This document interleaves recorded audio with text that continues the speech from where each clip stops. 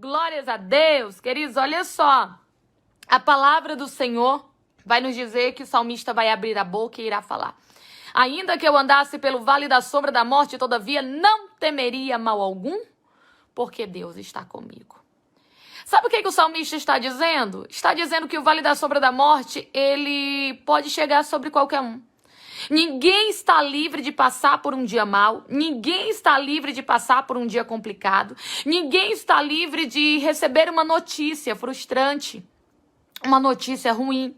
Ninguém está livre de passar por situações que de repente fogem do controle das nossas mãos.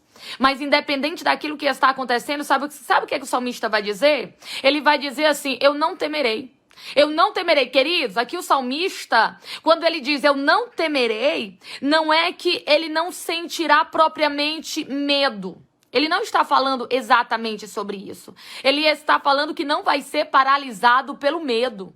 Deixa eu declarar sobre você que está aí do outro lado que por vezes os teus passos são paralisados pelo medo. Deixa eu declarar sobre você que está aqui comigo neste exato momento que por vezes, olha aqui, desperdiça oportunidades devido ao medo. Tem gente que está aqui me ouvindo que entende muito bem qual é o peso que o medo tem na tua vida. Mas eu quero declarar que você nesse exato momento vai entender, vai perceber que você não vai temer. Ou seja, você não vai estacionar, não vai estagnar, não vai paralisar. E onde você não estava conseguindo se movimentar, o Senhor renova as tuas forças. Olha aqui, para agir dentro desse lugar, você está entendendo? A Bíblia diz: Deus não nos deu espírito de covardia. Algumas traduções vai dizer que Deus não nos deu espírito de medo, mas espírito, olha aqui, de amor, de equilíbrio e de poder, de ousadia. Mas, Natália, se Deus não me deu medo, por que por vezes eu sinto medo? Deixa eu te contar aqui uma coisa. Primeiro, quando nós falamos de medo, desse medo dentro da palavra de Deus, esse medo está falando, é um medo relacionado, queridos, a algo que realmente é destrutivo na nossa vida. O medo, como mecanismo de defesa do corpo, ele é bom, ele é saudável, ele é necessário. Ou seja, quando você está à beira de um abismo e você olha para baixo, você sente o quê? Medo, não é? Você sente um temor e um tremor no teu corpo. O que acontece? Você recua. Sempre que nós avançamos em uma área de risco, em um perigo, nós somos alertados pelo medo que ali devemos ter mais cautela, ou até mesmo nem entrar, não é? Mas quando que esse medo ele deixa de ser saudável? Quando que esse medo, ele deixa de ser algo natural? Sabe quando? Quando ele nos paralisa. Quando você... tem gente que tá aqui que entende porque por vezes você não consegue nem sair de casa. Tem gente que tá aqui que entende por vezes você é inundado pelos teus sentimentos, pelos teus pensamentos. Às vezes você desperdiça oportunidades, situações. Às vezes você deixa algo tão importante passar simplesmente pelo medo. Medo que às vezes a gente nem reconhece.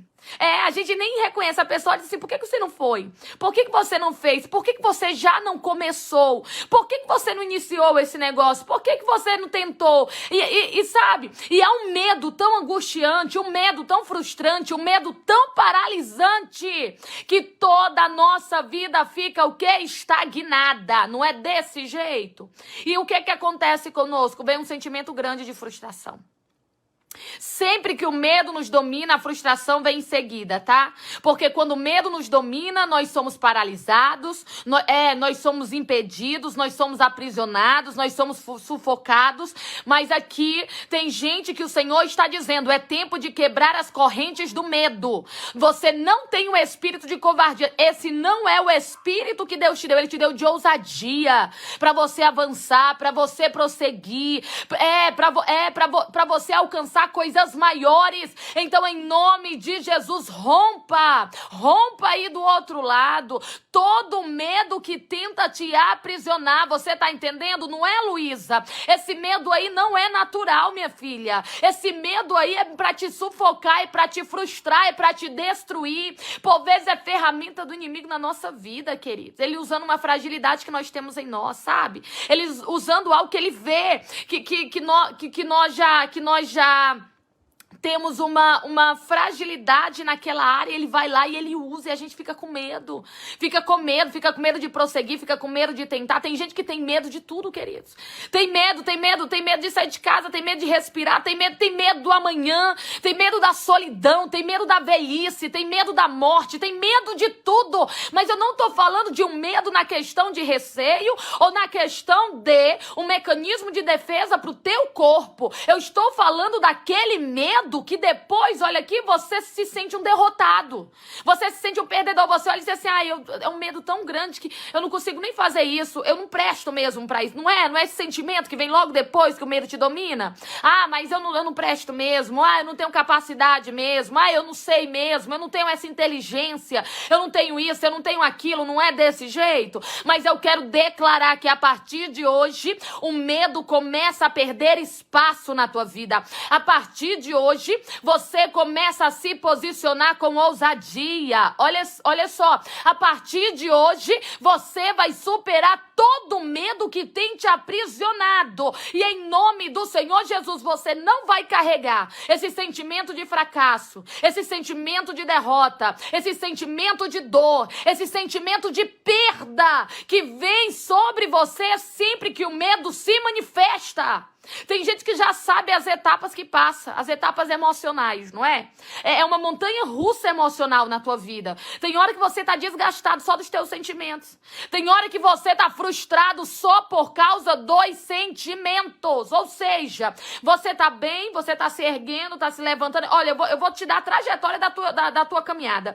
Aí, olha aqui, quando você tá pra tomar uma grande decisão ou quando você está realmente pra avançar, o medo vem. Aí vem as inseguranças, vem a incerteza, aí vem os questionamentos, aí você começa a recuar. Aí você começa, não é regredir, aí você começa a desistir, aí você começa a abandonar muita coisa no meio do caminho, deixar coisas pela metade.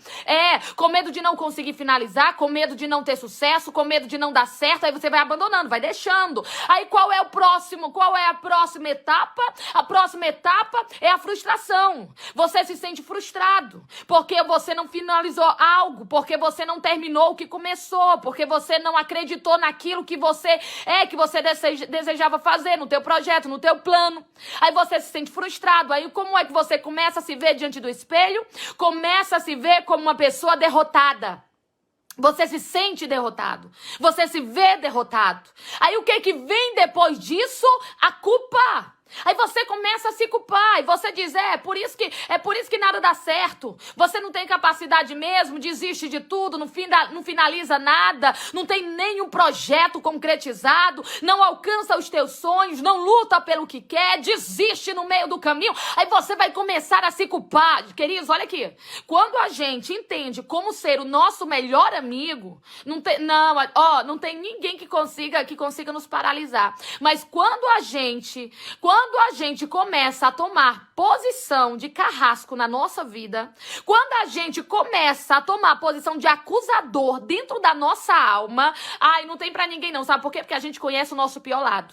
A gente conhece as nossas maiores fraquezas. A gente conhece os nossos piores dias. A gente conhece as nossas maiores falhas. Ninguém conhece você melhor do que você mesmo, só Deus.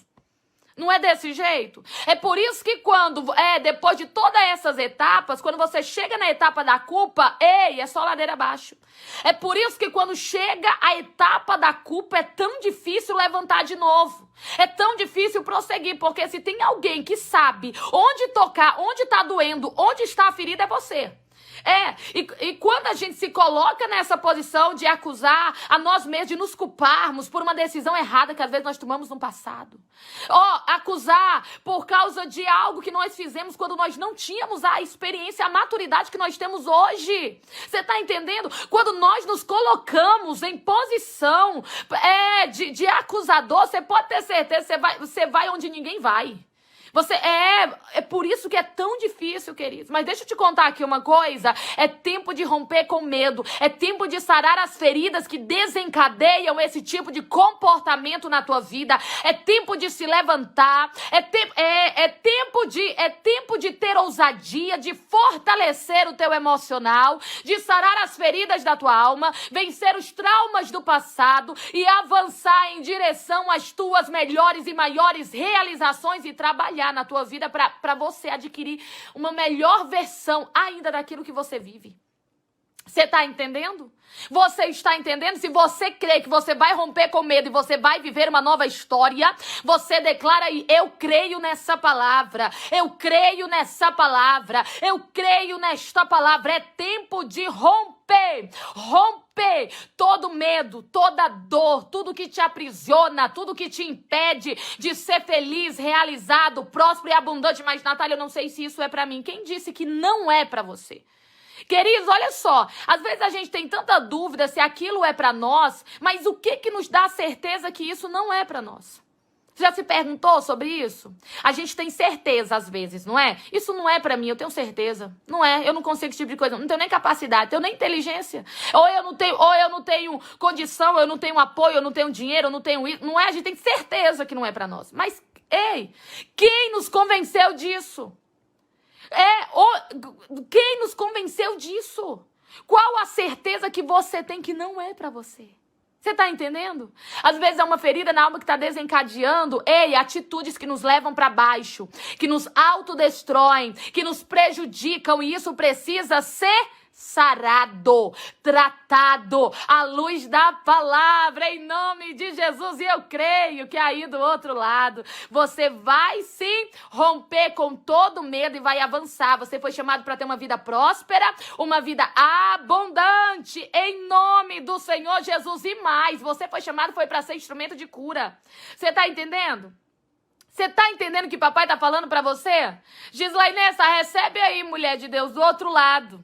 A tua vida é instrumento aí neste lugar. Tu sabe disso, né? A tua vida é instrumento. Deus, ele fala pra você, que quando você dobra os joelhos aí neste lugar, quando você abre a boca, o Senhor, através de ti, começa a falar, e tu não tem ideia do quanto Deus já tem feito no sobrenatural, no reino espiritual, por amor de ti. Deus está dizendo para você: não preocupa não, porque eu ainda sou Deus que estou no controle e eu cuido, e você neste lugar é um instrumento do Senhor. Deus fala para você: não fecha a tua boca não, mesmo quando o inimigo tentar te intimidar, não fecha a tua boca, não temas, não tenha medo. É o que Deus, ele manda falar para você, porque você é um instrumento dele aí nesse lugar. Toma posse desta palavra em nome do Senhor Jesus. Queridos, você vai romper com medo e avançar, ter uma vida próspera, abundante.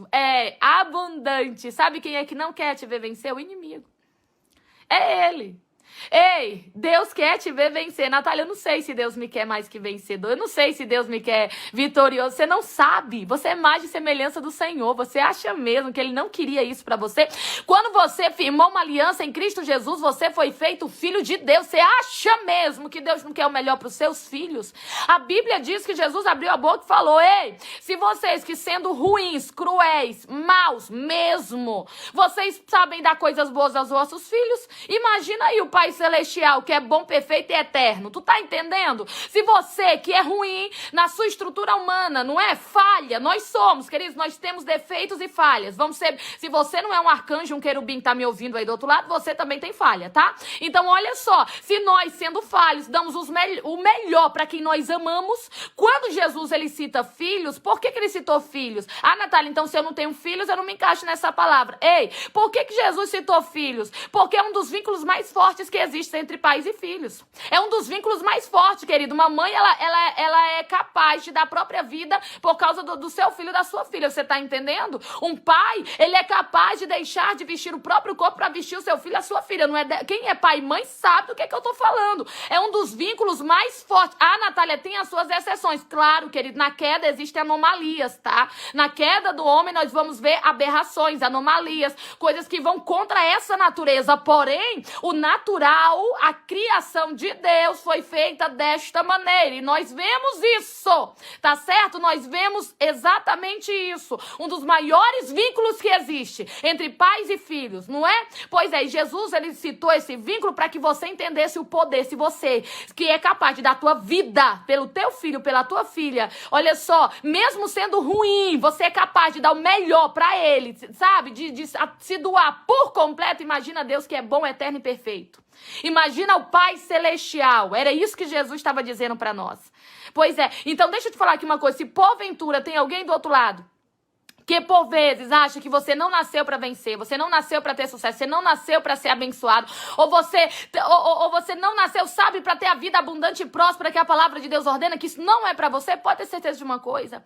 Algo precisa ser tratado, sabe por quê? Olha só, porque algo te convenceu disso e com certeza isso está sendo motivado por feridas na alma, que podem e vão ser saradas e você vai pensar e se posicionar como vitorioso e não vai ser uma cura somente para você, mas você vai ser instrumento de cura na vida daqueles que te cercam. Você crê, toma posse, recebe e entende que essa palavra é para tua vida?